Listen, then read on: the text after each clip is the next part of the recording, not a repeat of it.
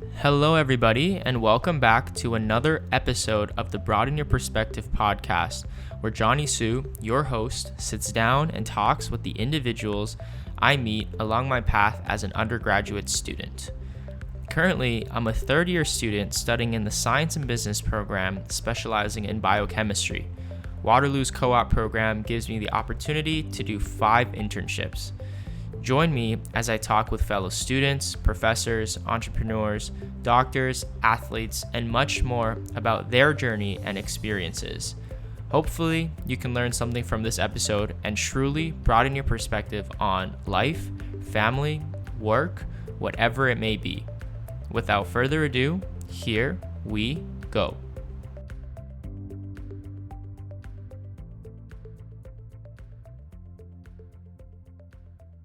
Ellen, I had a question about kind of your take on different startups. Because I remember last time, well, we met over like a startup immersion program that was meant to show us the startup landscape of Hong Kong and Shenzhen. But I remember that we were talking about how you enjoyed, working at different startups, and that was something that you wanted to get into like after you graduate. Like, what is it that interests you so much in startups, and what would you say contrasts startups from like working in a startup to working in like a traditional bigger company?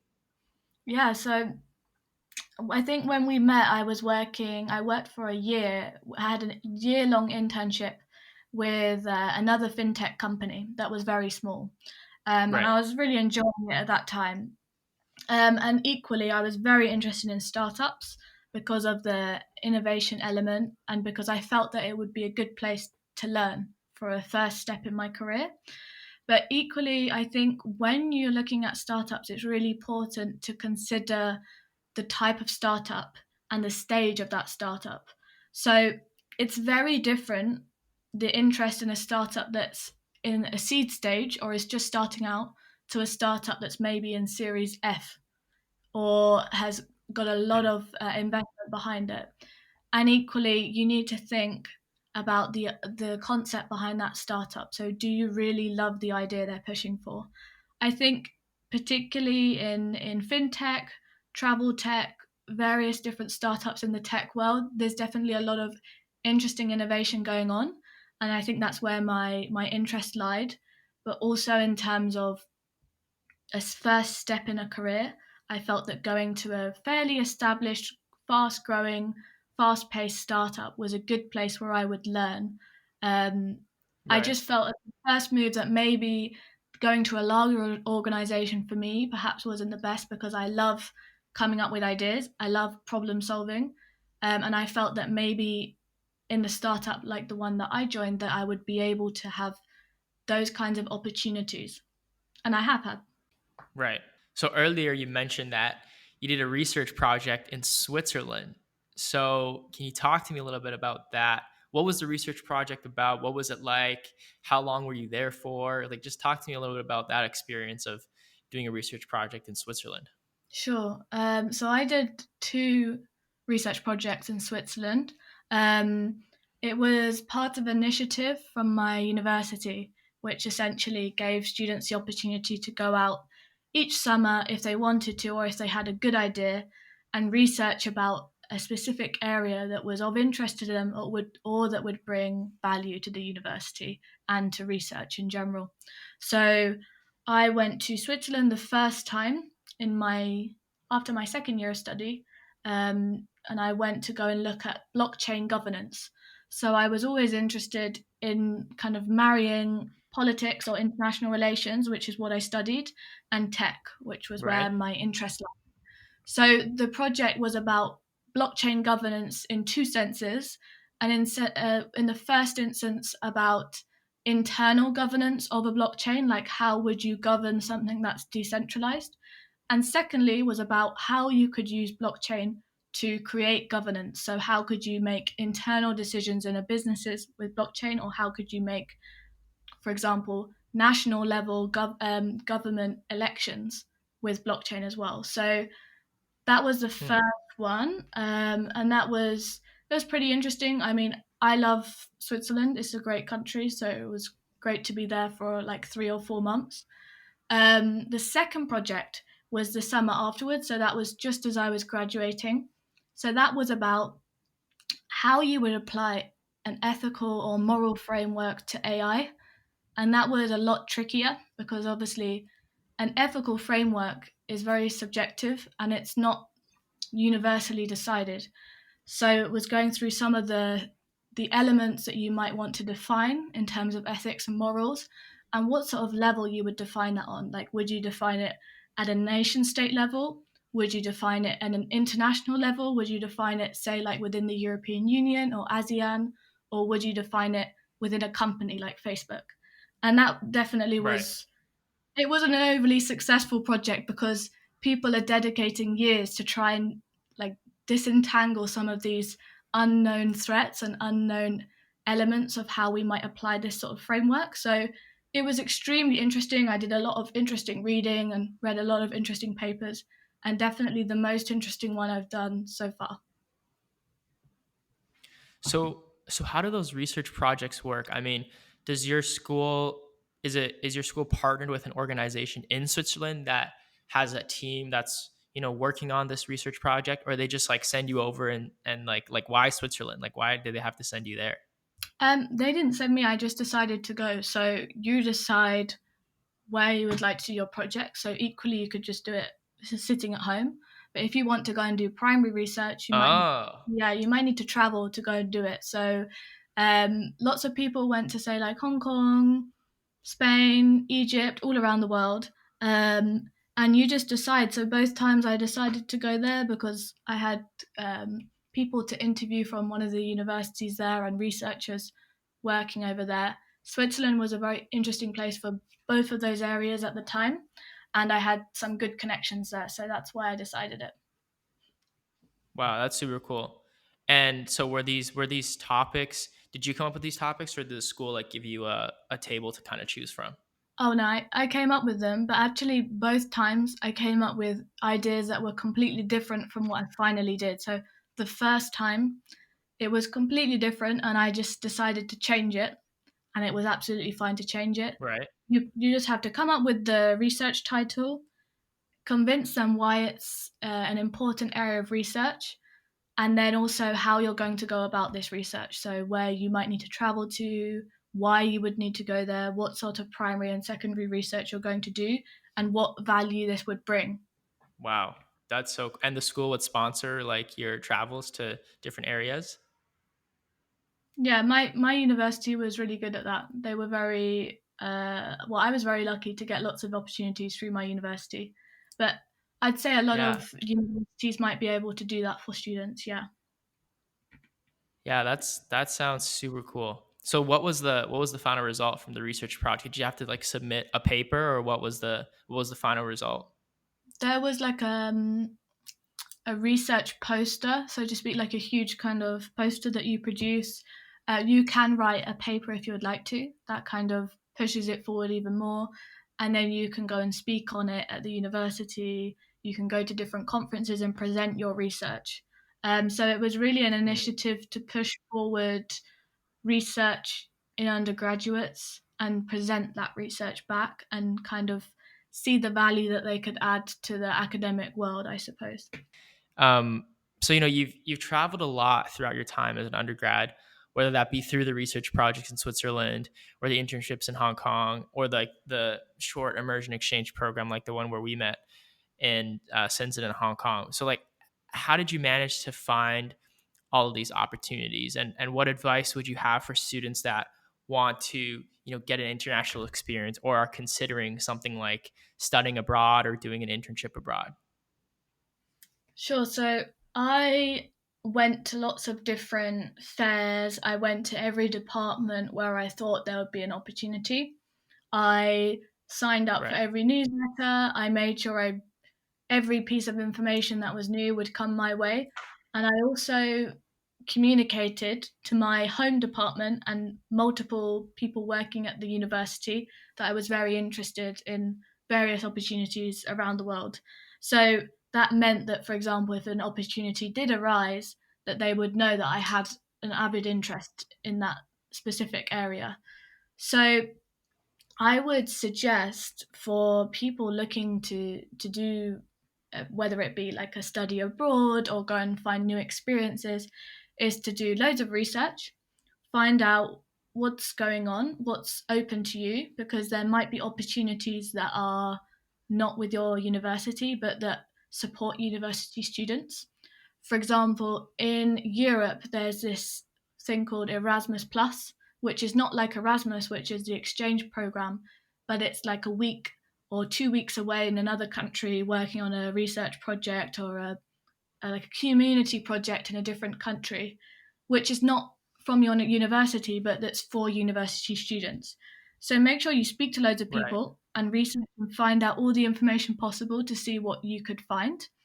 And then make sure you're clear on the dates and the deadlines for those things. So if you know that, for example, that you have to apply in September to go and do a semester abroad, make sure that before that you understand all of the options available to you.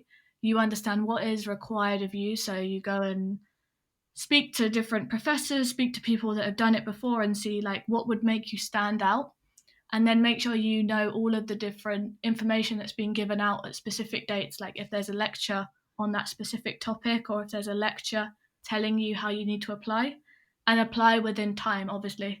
That's like a key thing, but make sure you have these dates in your Yeah. head so that you don't miss these opportunities, because it's super easy to miss them if you're not paying attention. You need to build yourself up to be someone who would be desired for them to send. So if, for example, you have experience already living in a different country or you've been taking an extra module at university around a specific area that would make you a good candidate to go. So, say if you wanted to go to China and you took up an extra module around, I don't know, Chinese tech industry or actually learning Chinese, that might make you like a more of a convincing case for them to send you. And equally, if you have experience working and living in different countries, that's a great way for them to send you.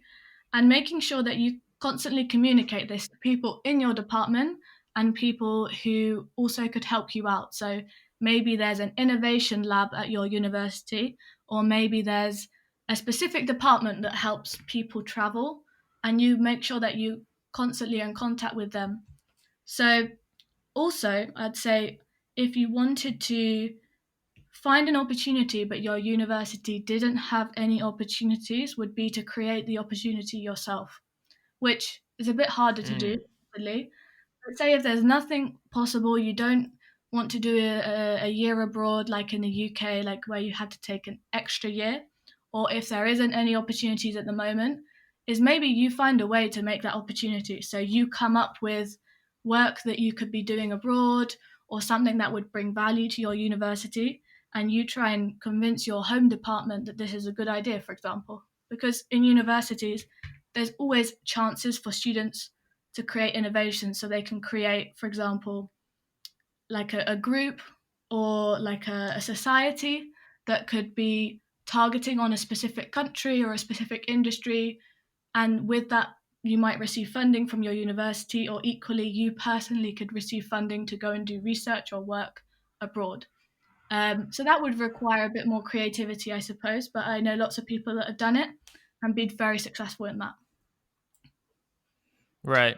So throughout your time, you've been spending a lot of time abroad and in international areas during your undergrad career. So I know you've been in and out of Asia a few times now. So what are some of the things that you like about Asia the most, or some of the things that you dislike it? Like, would that be somewhere that you see yourself working in full time in the future, or? Yeah, I really love Asia. Like I've been, I suppose, not to many countries there. I was obviously in India, Hong Kong, China, South Korea. Um, I've really loved my time specifically in Hong Kong. I think it's an absolutely amazing city. It's probably my best city to live in, actually. I think there's so much Hmm. variety there. I loved the food, I loved the culture, I loved all of the different opportunities, the nature. Like it was just so interesting. And I think each time that I've gone and I've stayed there for some time, I've definitely learned something valuable. Like when I was in India for some time, I think I really learned a lot from the different people that I met there, that has really sort of carried me through. Like, I still remember it now, and I still think it had a very positive impact on me. Equally, when I was in Right. Hong Kong and China, definitely there were certain lessons that I learned, I think, from people and some of the cultural elements as well that I kind of really admired and took on board. Um, I just think it's a really great experience. I mean, I would love to go, for example, to live in Singapore. That would be fantastic. Um, but I Yeah. think there's a lot of Singapore's great. I can vouch for it. so there's a lot of opportunities. Things I don't like. There's not many things I don't like, to be honest. I suppose Hong Kong, if you've ever stayed or lived in Hong Kong, is space. There is no space in Hong Kong, so Hmm. it's very. You definitely feel it, especially if you go shopping. You will love Hong Kong until you have to go shopping, and it's such a Damn. nightmare because there are just so many people. It's so hot, and there's no space, which for someone coming from a country where there's quite a lot of space is for it can be, after a while, after a few months, it can kind of start to grate on you, I suppose. um Sometimes I suppose the temperatures out there, so when I was in India, like, it was super hot and super crowded, Hmm. and it would only in southern India though, but it was very hot and crowded. So it definitely sometimes, for I think for living and working there, might have been a bit of a challenge for me at times. But I think those are the only things really. I mean, I love Europe and I love traveling around Europe, but I also really appreciate so many things from the cultures and the lifestyles of the people out there. So I love it really. Yeah. I would say that my view on what it's like to be in Hong Kong and Shenzhen is probably super skewed because my only exposure to those areas was like the week that we spent in Hong Kong and the week that we spent in Shenzhen. And like I wrote a little bit about this on the article that I posted on LinkedIn, but like we were taken care of really well. I mean, Oh from yeah. the hotels we stayed at, we had like coach buses like taking us from point A to point B. So like my view on what Hong Kong is probably totally different than if I was to live there for like a year and be in like a student dormitory or like own an apartment in Hong Kong, which I don't even know if it's possible. I heard it's like ridiculously expensive there. Um, yeah, what would you say was like the coolest thing for you during that little 2 week immersion program that we had?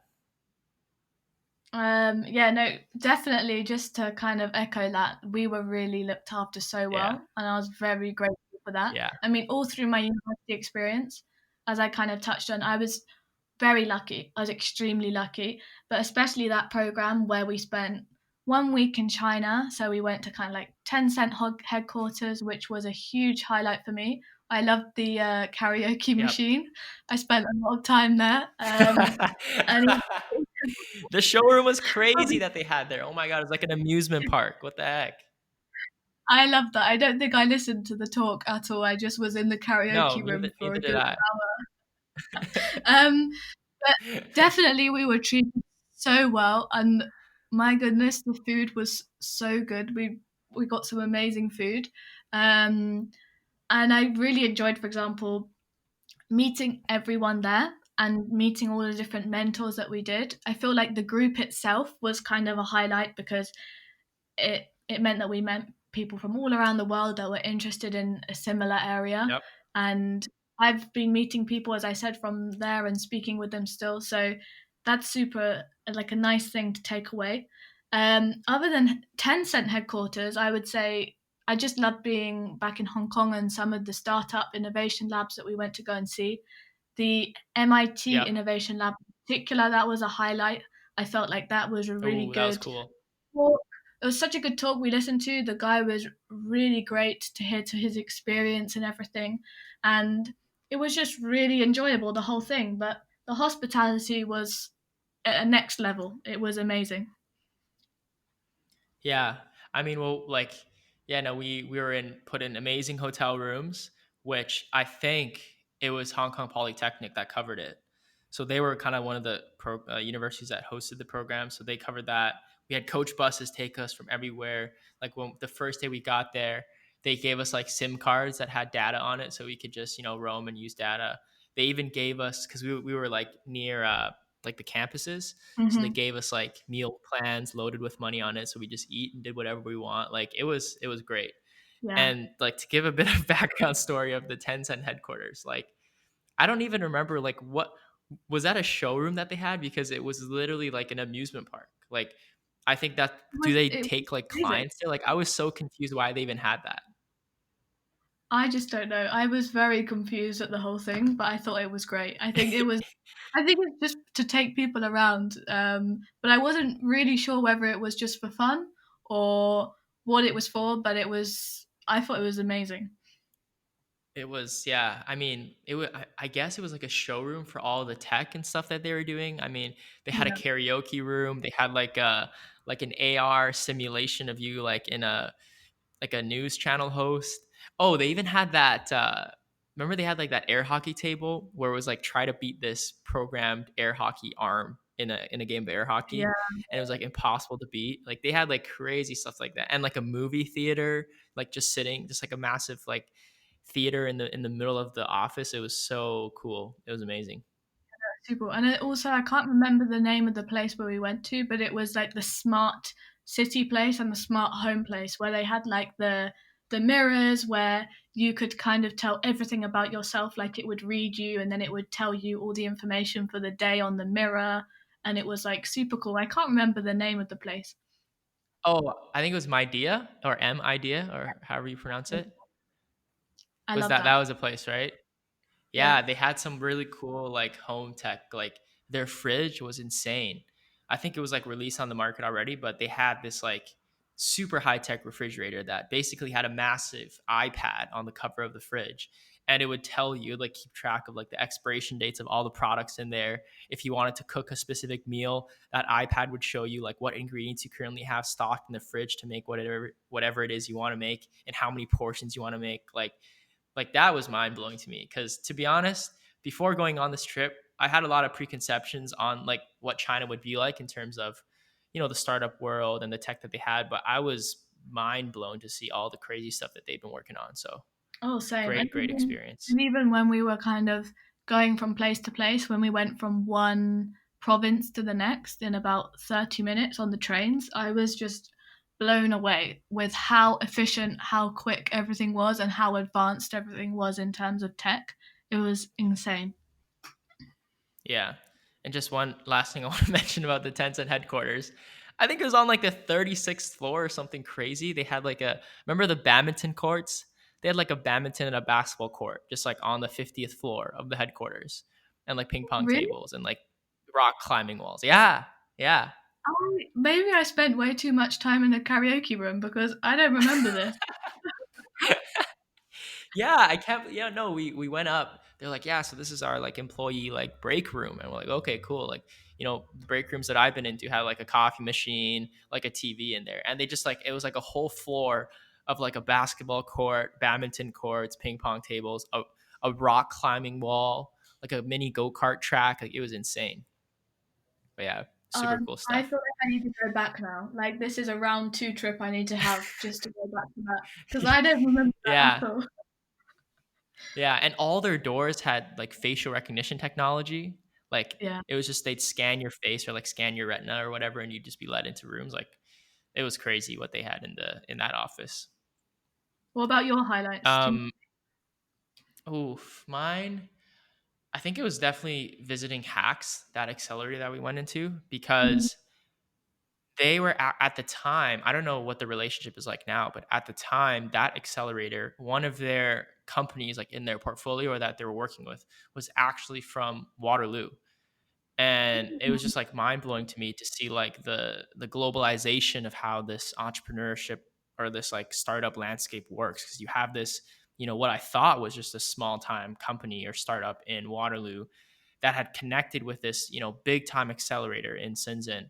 It was like mind blowing to me. Mhm. And like I think the pace of things that they do things there is just insane. I remember the lady was giving us a tour of the space, and remember how we had to go up, like it was like 8 floors. Like the accelerator was on like the ninth floor, but like from floor 1 to 8, it was just a marketplace of all of the raw materials that you could possibly need to build any sort of tech, like metal, copper wires, different frames, stuff like that. And so like they would just build things like crazy, like the iteration cycle. I think the guy from the MIT Innovation Node talked about it, how like fast things work in Hong Kong and Shenzhen. Like they just build, and if it sticks in the market, then it sticks. But they just build like crazy. So I think that was definitely a highlight for me. Yeah, no, it's cool. Um, so like throughout all of your like diverse experiences that you've had, I know this is kind of one thing that a lot of people tend to focus on, especially nowadays, is like, figure out what your passion is and do what you're passionate about, and you'll achieve this abstract thing called happiness for your life.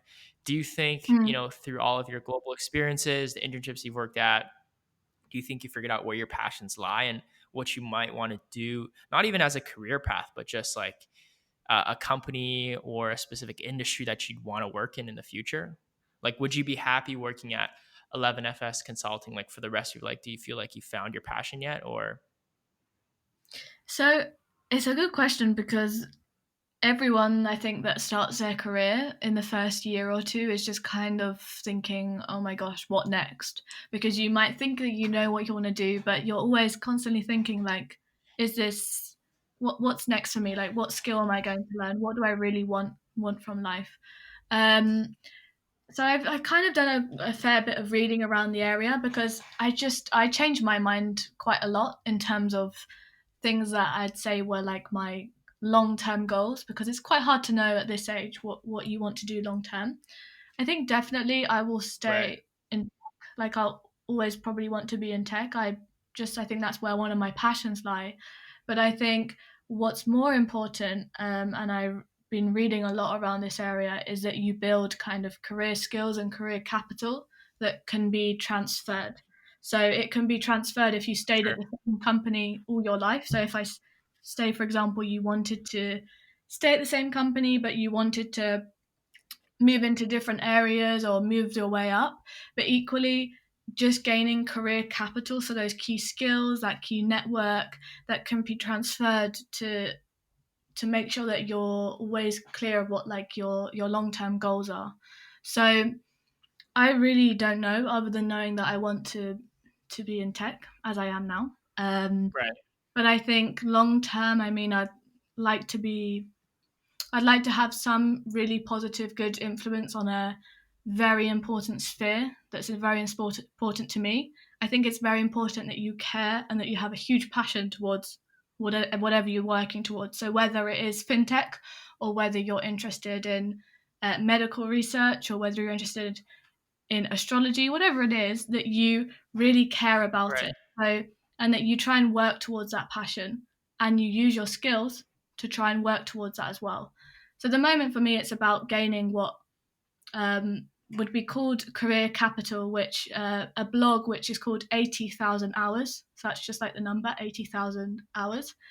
What Okay. they touch on, which is about kind of how you would direct your career and make sure that you don't make the wrong decisions and make sure that you kind of just as it goes you build the right skills to make you ready for whatever you would like. Right. So another thing that's kind of been on my mind is like, what's the transition like from being in university and then graduating and then kind of uh, being in this full time position? Because I feel like for myself, and this was probably accelerated even more for you, just of how much global and international experiences you've had, is like, at least in university, like every 4 months, there's always something new, right? It's like whether you're in school, whether it's a new internship, whether you're doing a study abroad, you're doing a research project, whatever it is. At least for me, like I feel like every 4 months, there's always something new happening. And I just like, I don't want to say I worry about it, but it's definitely something that's on my mind where it's like, you know, after I graduate, like there's no way I can go work at a company for like 5 months and be like, hey, you know what? I want to try something else. See ya. And, keep hopping from company to company. But like just the thought of going from such a sudden dynamic, where it's like every 4 months, something's changing and there's something different, to a, full-time, long-term position where I'm in this company for an indefinite number of time.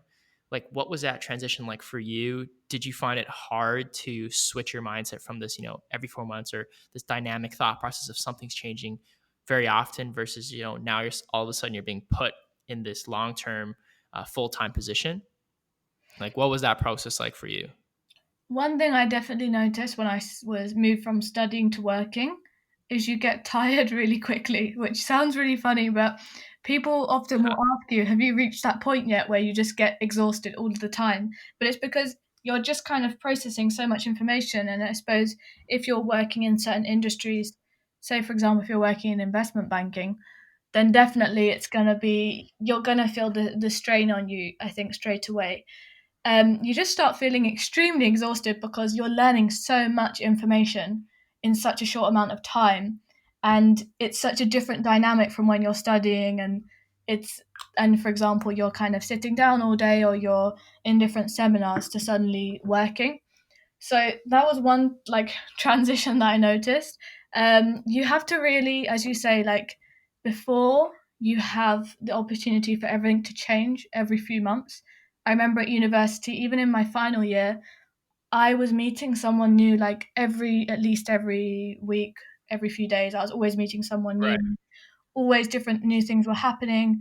You could change quite a lot quite quickly, but you really have to make that change for yourself, I suppose, when you start working. Like, depends on the nature of your work, but you definitely have to, if that's what you love doing is meeting people, you have to be going out to networking events a lot, or you have to be learning new skills a lot, or you have to put that extra amount of effort in to make sure you have that kind of diversity in your life that you had during university. Um, Right.